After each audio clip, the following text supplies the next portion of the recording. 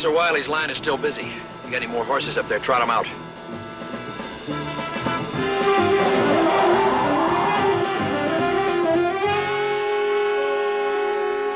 No. No, absolutely not. I will not be a party to the scheme. And I told you what I'd do if you didn't. Yes, I'll go to the police.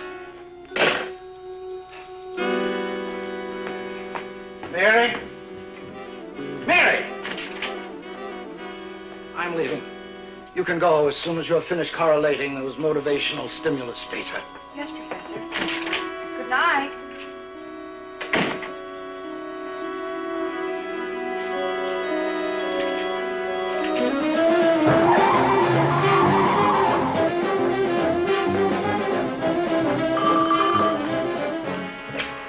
Hello? Professor Wiley? No, I'm sorry, he isn't here. Who's calling, please? Never mind. A friend. Where can I reach a professor? It's a matter of life or death. But he just left a few minutes ago. Find him. Get him back to his office. Tell him not to move. His life is in danger.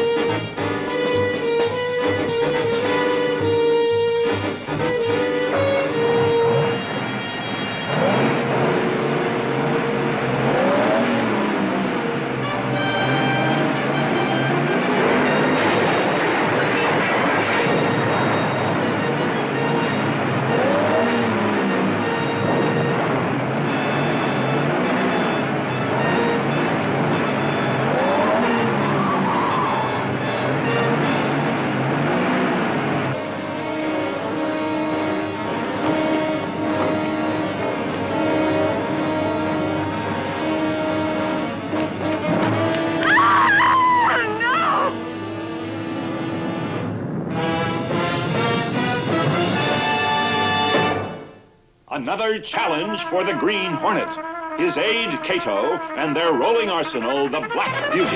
On police records, a wanted criminal, the Green Hornet is really Britt Reed, owner-publisher of the Daily Sentinel.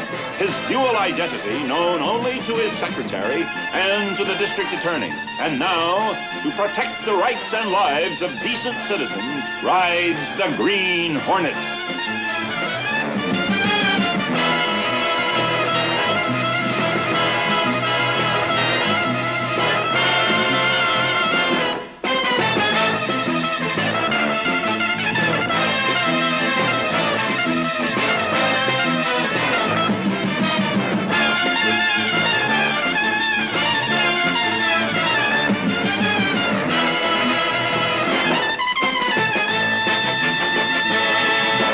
The Green Hornet is brought to you by...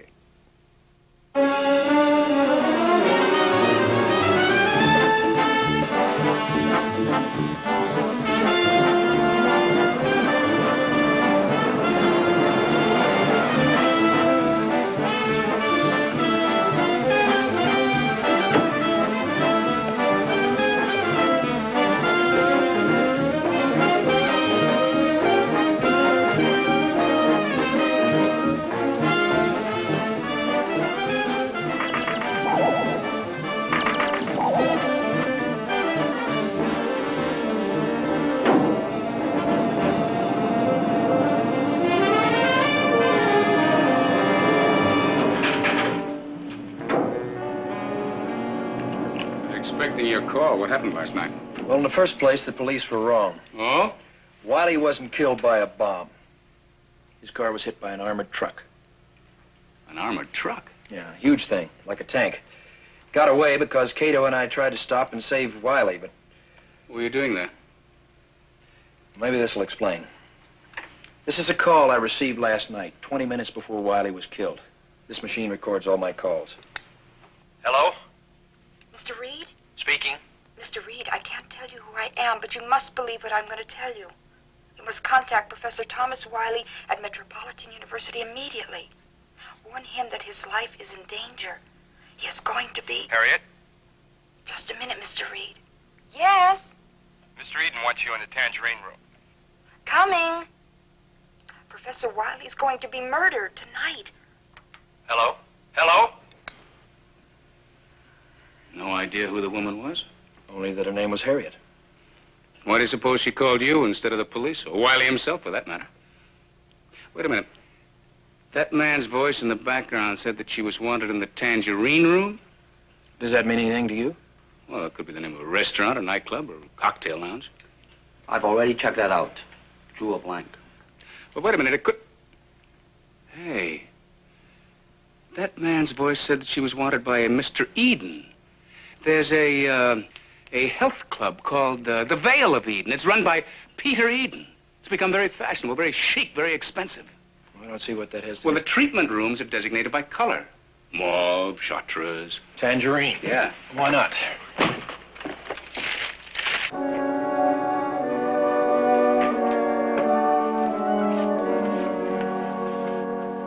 Yes, Dorothy, dear?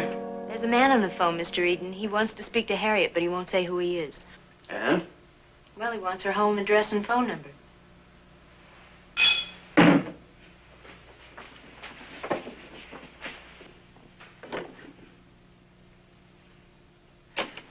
Peter Eden speaking. May I be of assistance?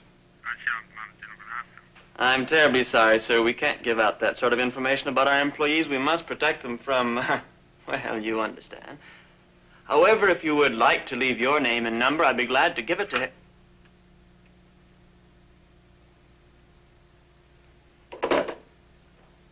Would you please ask Harriet to step in here for a moment?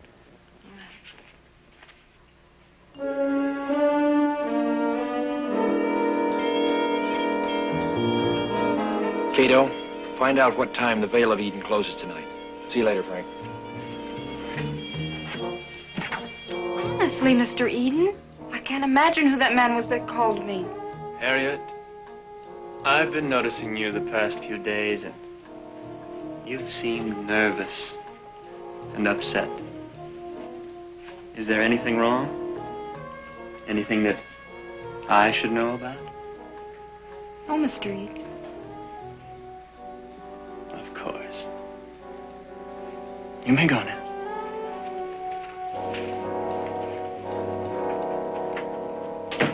Dorothy, dear, please alert Cork and Johnny for a job tonight.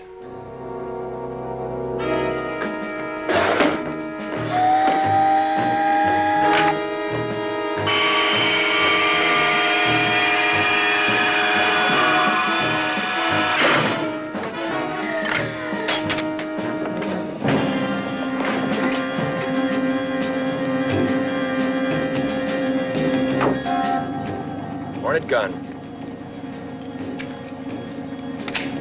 Check. Hornet sting.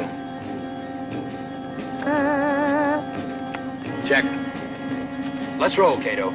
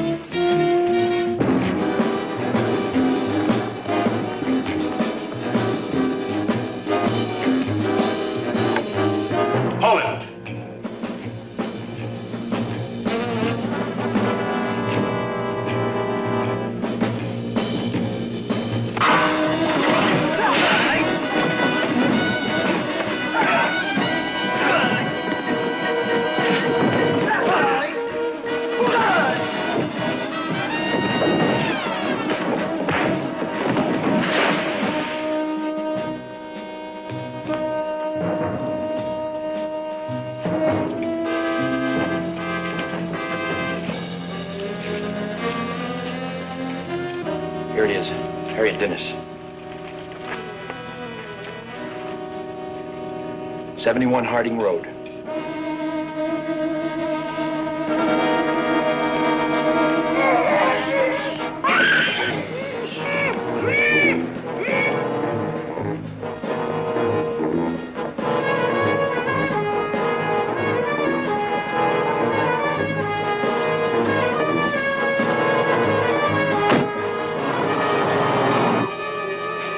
Look.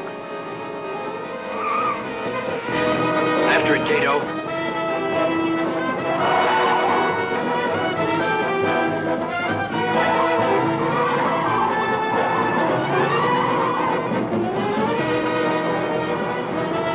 Johnny, look behind us.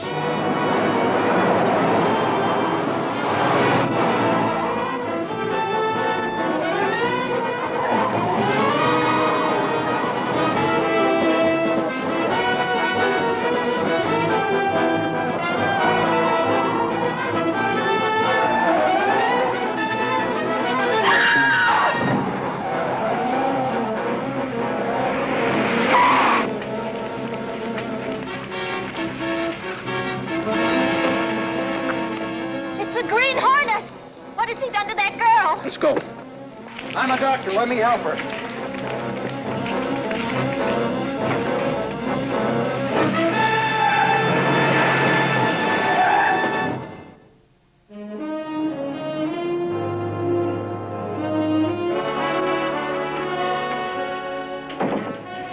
Are you ready for this? Harriet Dennis once worked for the Sentinel 2 years ago as a switchboard operator. That may be the reason she called me about Wiley instead of going to the police.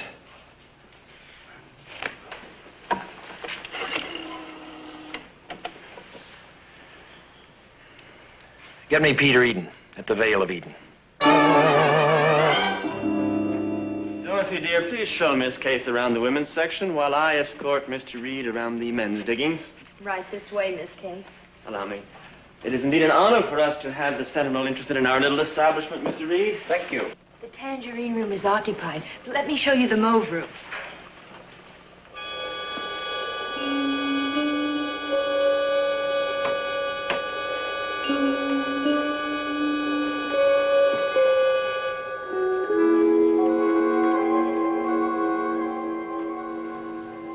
Time's up, Miss Vane. Miss Vane. Miss Vane. Miss Vane. Oh, will the police find out? Oh, the police.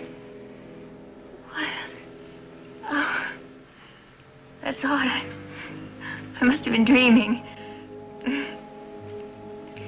Such a strange dream.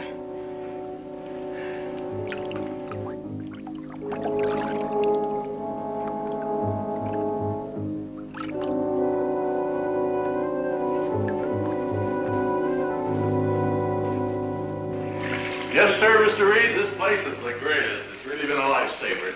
You know, I'm treasurer of the racetrack, and I handle millions of dollars every day, so there's lots of strain, there's nervous tension. And I come here 2-3 times a week, and I just get the knots and the kinks all worked out. There's nothing more soothing than the proper music. You ought to try it, Mr. Reed. After your recommendation, perhaps I shall, Mr. Cavanaugh. And I may ask you for a tip on the races. Tips are no better than the horses on the track. Nice meeting you, Mr. Reed. Nice to meet you, Cavanaugh. I'll see you on Thursday, sir. Mr. Cavanaugh. What was that he said about the proper music? We, personalize it for each of our patrons. Come, let me show you our music room. Ah, Miss Case, just in time to see our music room. This way.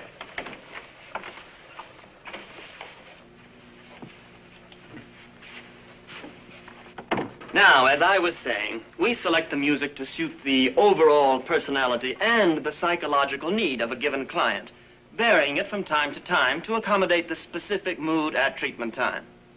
The music is piped in from here to the various rooms. What's this, Mr. Eden? Ah, that is what we call our dubbing machine. We use it to make any special tapes that we might need. It works in a... Dorothy, dear, we've left poor Mrs. Wilcox in the tub too long. Excuse us, will you? Surely. Make yourselves at home. It's a bit wild, isn't it? To say the least. How did Miss Case behave? Fine. Reed, too. Something amiss.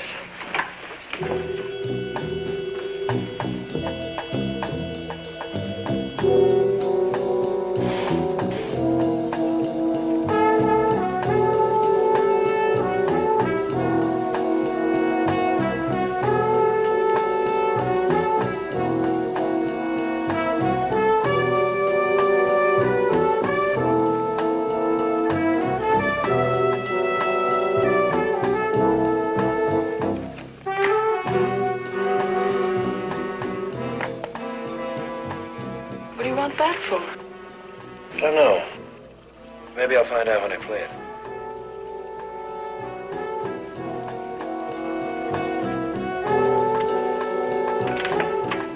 Ah, Mr. Reed, I've had the most wonderful idea. Why don't you take a treatment yourself and see how it works? Well, thanks, Mr. Eden, but I have an appointment. Some other time, perhaps. Miss Case, then. Oh, I don't think I could. Why don't you, Miss Case? Well... Excellent! Come along with me, Miss Case. Right this way, Miss Case.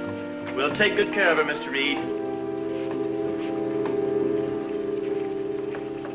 Rit, darling. Hi, Vanessa. Where have you been keeping yourself, darling? I haven't seen you for ages. Oh, you naughty boy, why didn't you call me? Well... You buy me a drink? Oh, no, I can't. I'm due at Oliver the jeweler's. I'm going to see the Catherine necklace. Have you seen it? No. Oh, have you got a car? I'm late, so you can Yes. drop me. Oh, darling, it's so good to see you again. I want to hear everything you've been doing. You'll call me? Yes, Promise? of course.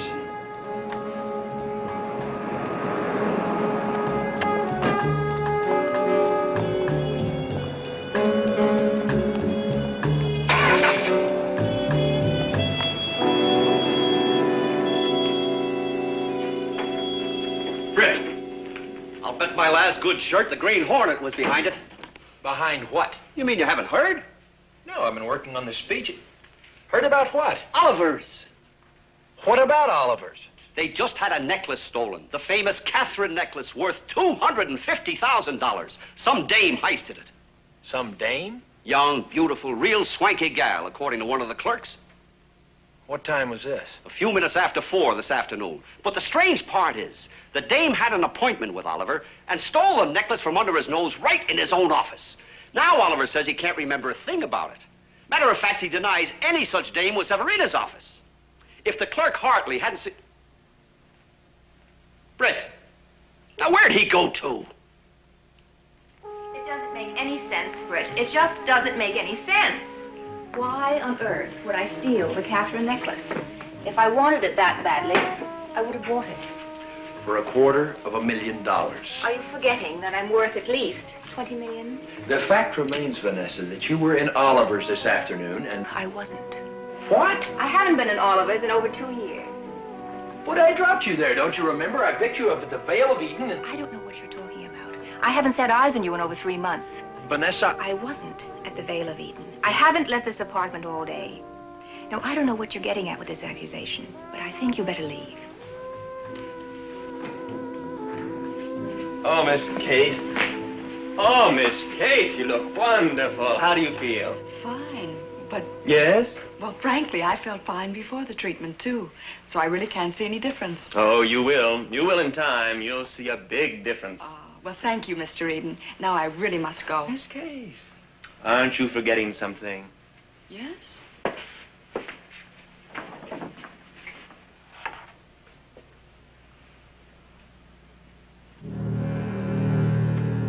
Oh, of course. How stupid of me. Thank you, Mr. Eden, so much. Goodbye. Thank you.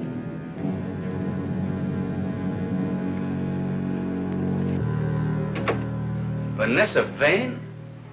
I don't believe it, Britt. That's incredible. Incredible. I don't know what's happening to the good people of this city. Do you know, in the last 2 months, 3 of our outstanding citizens have been involved in rackets of some sort? Harvey Wake's embezzlement, George Foster Matson, grand theft and bunco, Hamilton Bartlett and fraud. And now Vanessa, not to mention Oliver the jeweler. He even denies that Vanessa was in his store. They all say the same thing. They all claim they have no memory of committing a crime. Frank, I think I know what happened with those people. I want you to listen to something. You too, Cato.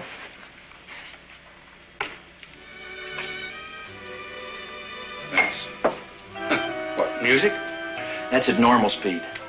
Now listen to what happens when I turn the speed down to where the tape is barely moving.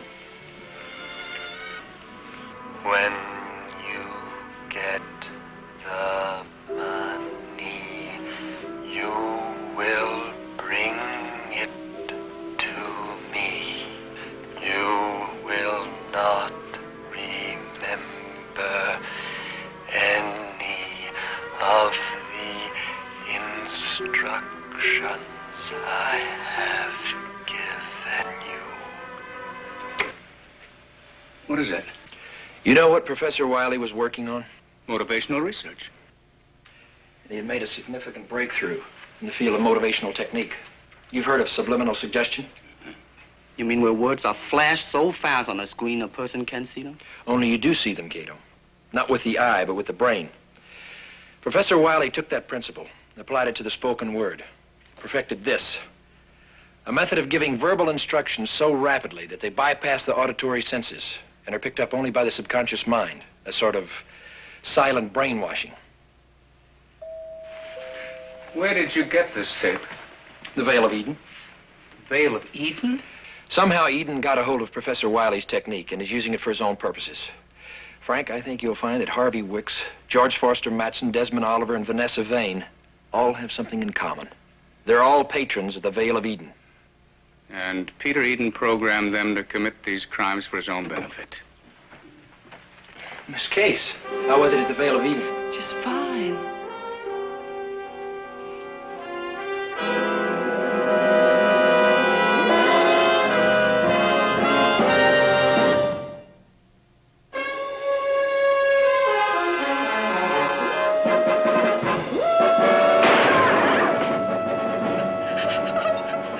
Easy, Miss Case, easy. What was I gonna do? Where did I get that gun? Veil of Eden? You were doing what you were programmed to do. Eden evidently found out we were onto him and tried to get rid of him. I don't remember anything. You're not supposed to. That's the name of the game. Well, I'm gonna put an end to it right now. How, Frank? You can have Eden arrested, but what have you got to prosecute him with? People like Casey and Vanessa Vane don't even know they've been programmed. Harriet Dennis in the hospital. We don't even know whether she'll live, and if she does live, we don't know what she'll say. I'm afraid you're right. And that tape certainly isn't admissible as evidence. Give me some time, Frank. I'll have you all the evidence you'll need. The Green Hornet's gonna have a little business conference with Peter Eden.